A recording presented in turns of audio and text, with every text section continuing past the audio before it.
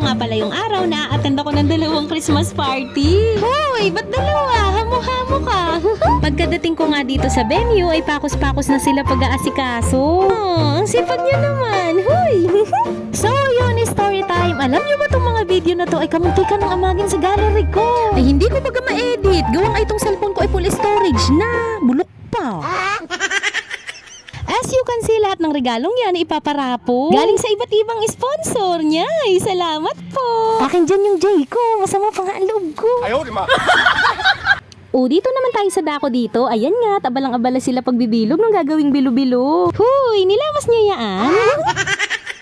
Habang sila naman ay nagbabalot na itong lumpia. Ay, hindi pala lahat.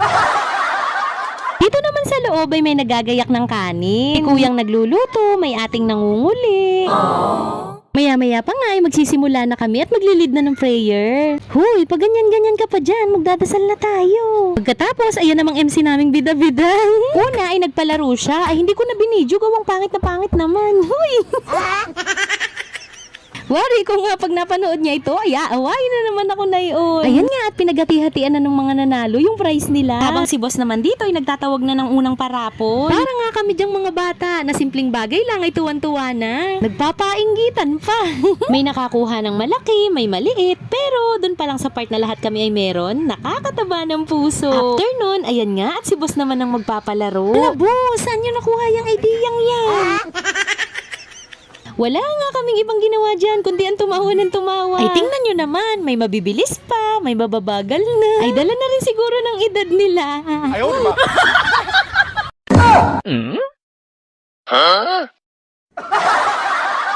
Pagkatapos ng palaro ay nabigay naman sila na itong regalo galing sa co-op namin. Para sa masusugid na mangungutang. Ay, customer pala. Yung regalo din namin para kay Boss RC, pero dapat sasayaw muna siya. Tawa nga kami ng tawa dyan kay Boss at lahat na daw ng kahihiyan ay nagawa niya ng araw na yan. Nang mga oras naman na yan, ay kakain na kami. Nakaka-touch lang na may isang ating nag-abot sa akin dyan ng isda, ubos na daw. Ay, naalala pa talaga ako. I just wanna say thank you dyan kay boss, sa mga ate ko, at sa mga kaibigan kong nagmamahal sa akin sa linyang ito. Lagi niyo akong naaalala kahit hindi naman ako katatas pulong talaga. Abay, umayos pa ng upo. Kunyari pang ayaw magsikanta. Samantalang yung mic ay halos hindi na ipasa. Ayaw, di ma. Sarap lang nilang pagmasdan habang binibideo ko yung mga pinagagagawa nila. Yung cooperation, yung mga kalokohan, at yung mga tawanan na isip mo hindi nagbabardagulan sa line. Saksi kaya ako kung gaano kapasaway ang mga yan. Pag ganyan-ganyan lang yung mga nasa likod na yan, pero ang gagaling kumanta na yan, huy, bumawi. Pagkatapos noon ay isinagawa na ni boss ang pagrarapo. Meron pa ngang ayan, naghahanap ng ice cream yummy. Sabi nang nakabidyo nga ako at hindi po pwede. Sasayaw din naman, dami-dami pang arte. Batikal ka tuloy. Huy! Yung tipong pag tinawag ka, hindi mo alam kung matutuwa kang nabunot ka. Abay, hindi ibibigay hanggat hindi ka nasayaw. Meron pa ngang ipinarapol na lang ulit, wag laang makakende. Huy, sayang kaya yun. Ayan nga, tuwang-tuwa ang dalawang hindi pa natatawa. Sa kanila kasi mapupunta yung electric pan at rice cooker. Abay, di congratulations. Sisaksak niyo sa mga bago ninyo.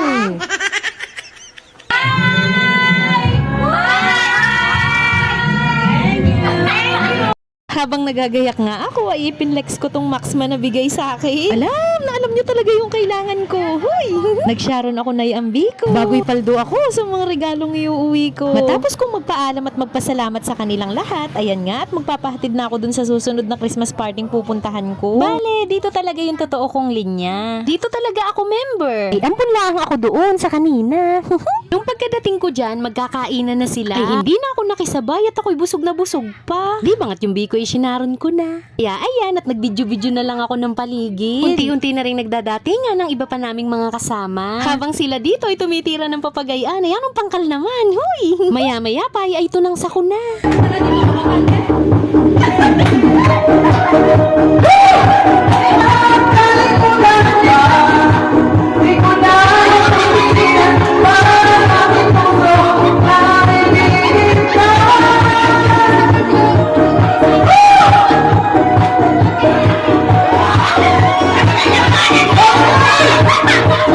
Pagkatapos naman nilang palubohin itong mga lobo para sa birthday girl namin, nag-picture taking kami dito sa may pool.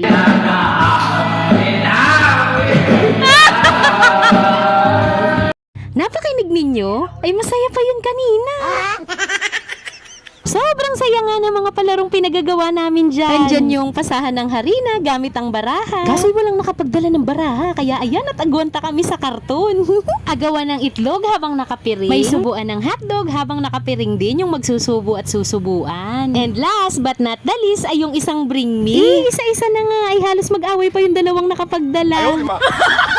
Kung mapapansin ninyo, ayan nga't kumuha lang ako ng tigkakaunting clip. Gawang ako'y nauubusan na ng sasabihin. Easy mo hindi madaldal. Maya-maya pa ay kumain na kami. Sobrang daming pagkain at nung nabusog na.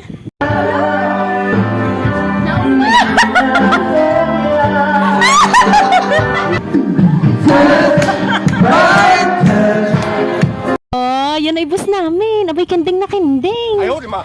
Kinabukasan na iyan at ang almusal namin ay yung pagkakasarap na lugaw. Uy, kagabi pala'y naligo kami bago matulog. Bay, nakalimutan ko na ikwento. 22 hours nga pala kami dito sa resort. At eto yung room naming mga babae. Umakyat na ako na yan para makapagayak. Pagkatapos ay bumaba na ako at pinuntahan ko sila dito sa labas. Para sana magpaalam na din na uuwi na ako. Maya-maya pa nga'y dumating na yung sundo ko at sabi nila'y pakainin ko daw muna.